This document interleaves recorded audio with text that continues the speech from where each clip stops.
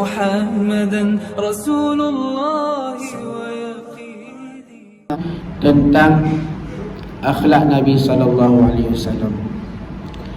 Disebutkan dalam sebuah hadis daripada hadis ni hadis sahih daripada Abu Hurairah radhiyallahu anhu bahawa Nabi SAW bersabda, innama bu'ithtu liutammima salihal akhlak. Okey. Apa maksudnya? Sesungguhnya tidak aku diutuskan melainkan untuk menyempurnakan kebaikan akhlak manusia. Tujuan Allah Subhanahu wa taala turunkan Nabi SAW untuk memperbaiki perangai kita. Apa maksud akhlak? Maksud akhlak adalah perangai. Perangai manusia itu masuk akhlak. Perangai, tingkah laku, pergaulan harian, itu dipanggil akhlak semua. Allah Subhanahu wa taala, tujuan Allah Subhanahu wa taala utuskan Rasul kepada kita adalah untuk menyempurnakan akhlak, untuk memperbaiki akhlak manusia yang sudah rusak. Sebab itu Allah Subhanahu wa taala sayang kepada kita. Allah Subhanahu wa taala utuskan Nabi, bukan seorang, ramai, daripada Nabi Adam, Nabi Isa, Nabi Nuh dan sebagainya sampailah kepada Nabi Muhammad. Setiap manusia itu sudah rusak, maka diturunkan Nabi yang lain. Tapi Nabi Muhammad adalah Nabi yang terakhir. Selepas ini tidak ada diturunkan lagi Nabi. Selepas ini akan berlaku kiamat. Sebab tanda-tanda kiamat itu sudah sangat dekat. Bila hari kiamat, wallahu alam. Yang perlu kita lakukan apa? Kebaikan. Tak payah kita nak tahu hari kiamat. Kita tahu mati kita je dulu. Mati kita bila? Tak tahu lagi. Sama ada sekejap lagi ke, sama ada nanti ke, esok ke. Jadi kita tak tahu. Sebab itu buat kebaikan ni jangan tunggu tua. Pada suatu hari orang Malaysia jugalah, dia, tapi tak boleh cakap nama, bukan kat sini, dia dekat negeri lain. Dia ni, saya suruh dia solat, jomlah kita solat sekali. Apa nak solat, saya belum tua lagi. Itu jawapan dia. Masya Allah. Dia nak tunggu tua dulu baru dia nak solat. Dia ingat mati ni khusus pada orang tua. Dia ingat ni mati ni untuk orang tua saja. Maknanya untuk orang muda tak ada mati. Masya Allah. Nakalnya, sombongnya. Jadi mati ni tak kira masa. Fa iza jaa ajaluhum, apabila datang ajal mereka, Allah Subhanahu wa taala berfirman, fa idza jaa ajaluhum la yastakhiruna sa'atan wa la yastaqdimun. Apabila datang ajal mereka, kata Allah, tidak dapat diperlambat walaupun sekejap, dan tidak dapat dipercepatkan. Apabila dah datang, sebab ajal kita semua sudah ditentukan, sudah ditulis dan tidak diberitahu kepada manusia. Apabila dah sampai masa ajal kita, maka matilah. Sebab itu ajal, ada yang mati dalam keadaan sehat seperti aksiden, ada mati dalam keadaan sakit. Semuanya sudah diatur dan sudah ditulis oleh Allah Subhanahu wa taala dan tidak diberitahu kepada kita. Sebab apa?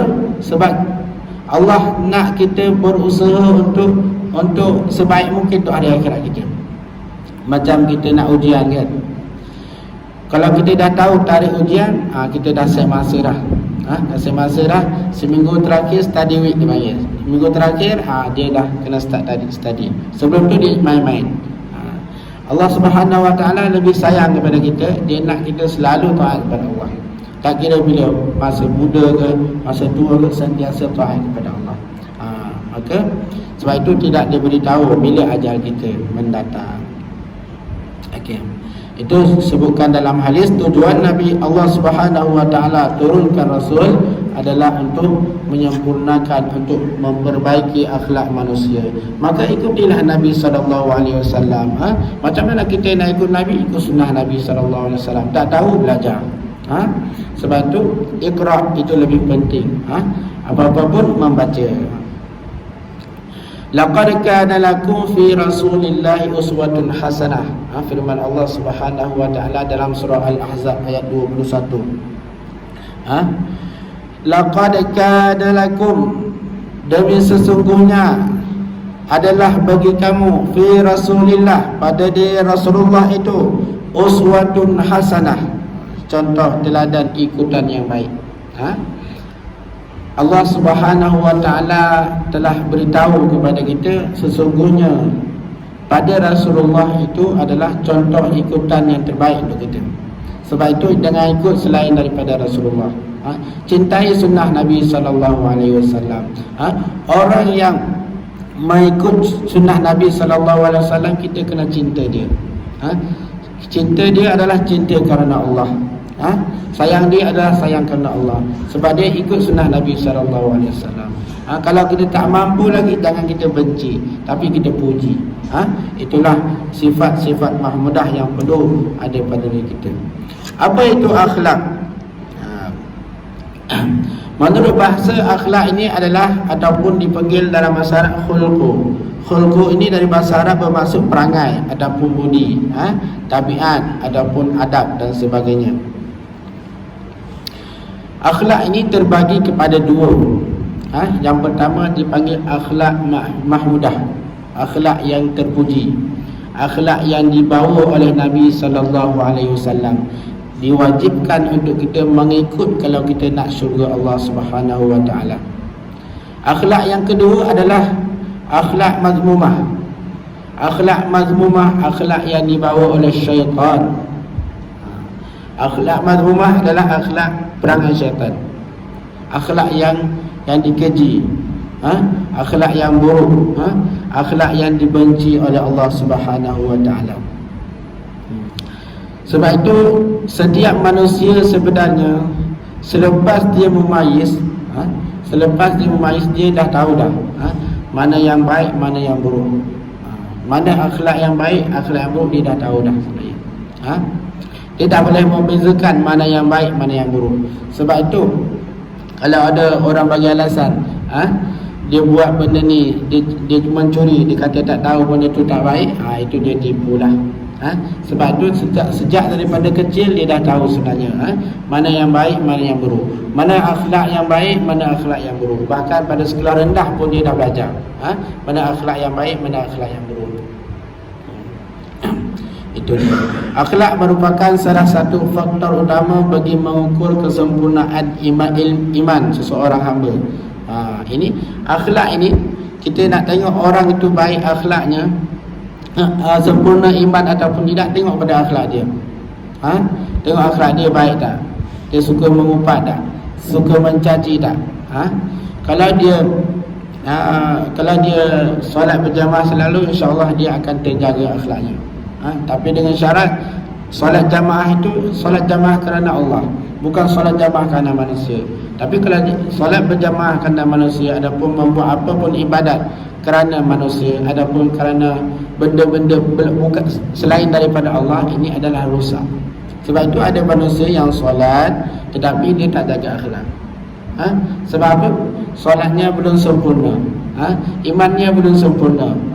Sebab kata Nabi dalam sebuah hadis daripada An Abi Hurairah qala Rasulullah sallallahu alaihi wasallam, akmalul mu'minina imanan ahsanuhum khulqan wa khiyaruhum li nisaihim. Itu sabda Nabi sallallahu alaihi wasallam. An Abi Hurairah daripada Abi Hurairah radhiyallahu anhu, katanya qala Rasulullah sallallahu alaihi wasallam, Rasulullah sallallahu alaihi wasallam telah bersabda, akmalul mu'minina imanan ahsanuhum khulqan. Orang-orang mukminina adalah jamak orang-orang mukmin, mana semua orang beriman. Orang-orang mukmin yang paling sempurna imannya adalah yang paling baik akhlaknya. Disebut dalam hadis, akmalul mu'minina imanan ahsanuhum khuluqa. Orang-orang mukmin yang paling sempurna imannya adalah yang paling baik akhlaknya. Kita nak tengok dia sempurna iman ataupun tidak, tengok akhlak je.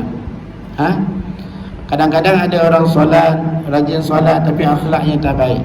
Sebab apa? Sebab dia tak faham apa yang dibaca dalam solat. Dia tak faham apa pun solat. Bila kita tak faham, maka itulah wajib untuk kita belajar. Belum tak faham tak apalah, belum masuk Islam tak faham, ikut dulu. Tapi belajarlah pelan-pelan. Kalau kita daripada lahir Islam sampai hari ini Islam, maka sampai mati pun kita tak faham lagi, susahlah. Sebab itu kena belajar, semua kena belajar. Tak kira kita kerja apa, kontraktor ke, bank ke apa pun, itu wajib untuk kita belajar. Tak sempat kita belajar secara formal, belajar secara informal, yang tidak formal pun tak apa. Yang penting ilmu tu sampai pada kita. Yang penting kita amalkan bukan dengan meniru, tapi berguru. Kalau kita beramal dengan meniru, amalan itu tidak diterima. Orang yang abid, orang yang beribadat, dan dengan ulama, orang yang berilmu, syaitan lebih takut kepada orang berilmu. Orang abid, orang ibadat, dia solat, puasa semua, tapi dia tak ada ilmu. Dan orang berilmu yang tidur, maka syaitan itu lebih takut kepada orang yang berilmu, walaupun orang berilmu itu tidur, tak beribadat. Syaitan lebih takut. Sebab itu syaitan itu musuh pada manusia. Syaitan itu adalah musuh Allah. Syaitan itulah pengacau manusia. Maka orang yang berkawan dengan syaitan ini adalah dalam neraka lah. Sebab itu syaitan ini kita perlu waspada. Kena hafal doa-doa yang supaya syaitan jauh daripada kita. Syaitan dia akan selalu berbisik-bisik kepada kita untuk kita membuat kejahatan. Setiap manusia ni ada satu syaitan sejak daripada dia lahir. Syaitan itu akan sentiasa dibisik, akan sentiasa digoda manusia untuk membuat kejahatan. Sama ada kita ulama ke, adapun yang bukan ulama pun, dia syaitan dia semakin dia akan berusaha setiap masa. Kalau kita seorang guru ataupun seorang ulama, dia berusaha apa? Menyampaikan ilmu adalah bukan untuk Allah dan Rasul. Dia akan berusaha ke arah tu. Tapi orang yang selain daripada ulama, dia tak tahap tu lagi. Dia berusaha supaya dia tak datang solat berjamaah, dia tak datang majlis pengajian ilmu. Itu semua usaha syaitan. Sebab itu orang-orang yang masih tidur, tak bangun subuh, ini adalah ikut syaitan. Ikut syaitan, tegak jelas-jelas. Jadi orang-orang yang ikut Allah dan Rasul, dia buat set masa. Sebelum subuh dia dah bangun. Tak solat subuh kat surah ni, solat subuh surah lain. Tukar-tukar pun tak apa. Yang penting solat subuh ataupun solat 5 waktu adalah sentiasa berjamaah. Sekurang-kurangnya pun jangan sampai di akhir masa, tapi di awal masa, walaupun tak sempat berjamaah. Tapi sebaik-baiknya adalah berjamaah. Okey, orang mukmin yang sempurna iman, kata Nabi, adalah orang yang paling baik akhlaknya. Kalau akhlak yang baik adalah dia tak mengumpat, dia sentiasa menjaga akhlak dia, akhlak mahmudah, dan dijauhkan daripada akhlak syaitan, iaitu akhlak mazmumah. Ini akhlak yang baik.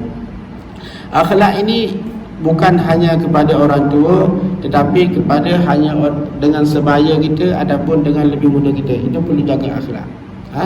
Sebab itu kalau kita mengaji kat pondok, dia utamakan akhlak, dia praktiskan akhlak. Tapi kalau kita mengaji kat universiti, dia cuma bentangkan ilmu, kita dapat ilmu.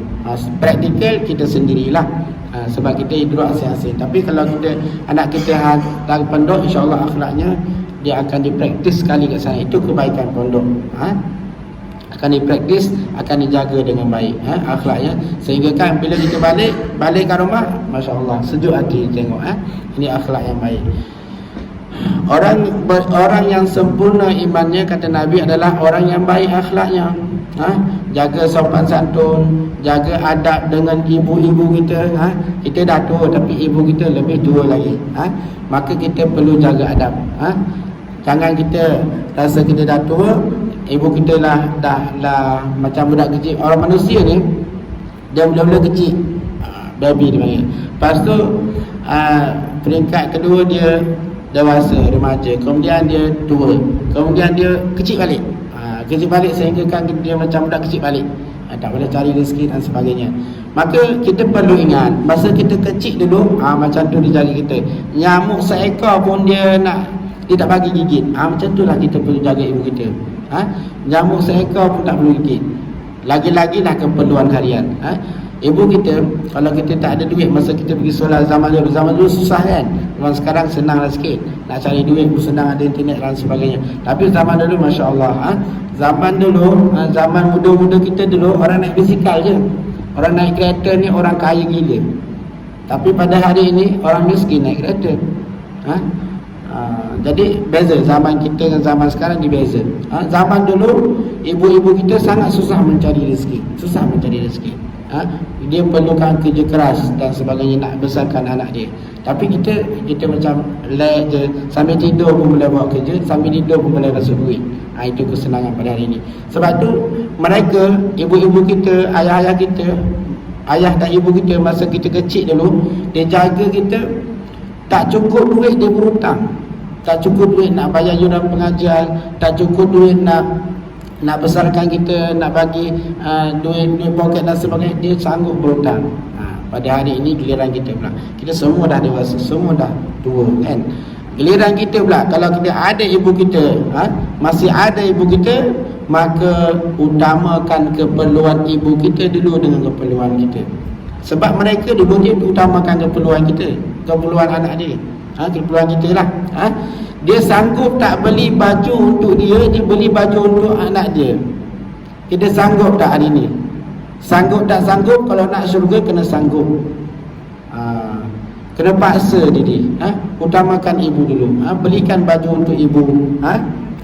Ibu kita bahkan dia lebih mahal beli baju untuk anak dia daripada untuk dia. Kadang-kadang dia tak beli pun.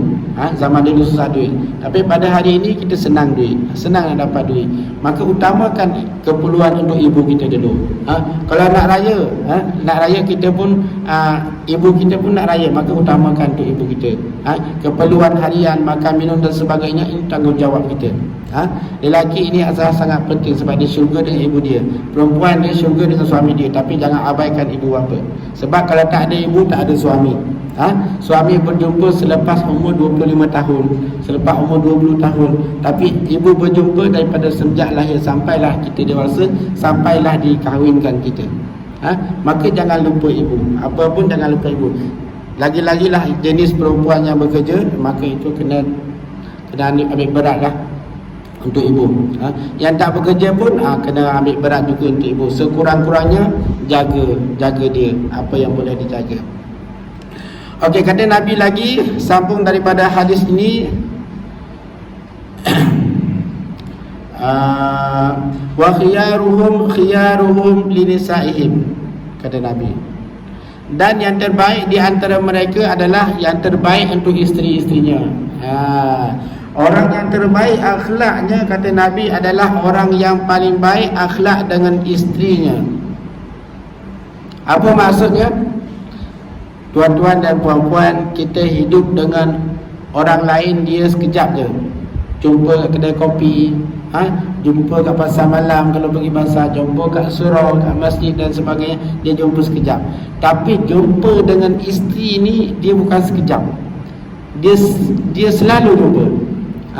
Nak tidur jumpa isteri, nak bangun jumpa isteri. Sebab itu Nabi kata orang yang paling baik akhlaknya adalah orang yang paling baik dengan isterinya. Kalau isteri kita sign baik, lepas ni tuan-tuan lepas ni balik rumah tanya ke isteri, saya baik tak yang? Kalau isteri kata baik, baiklah tu.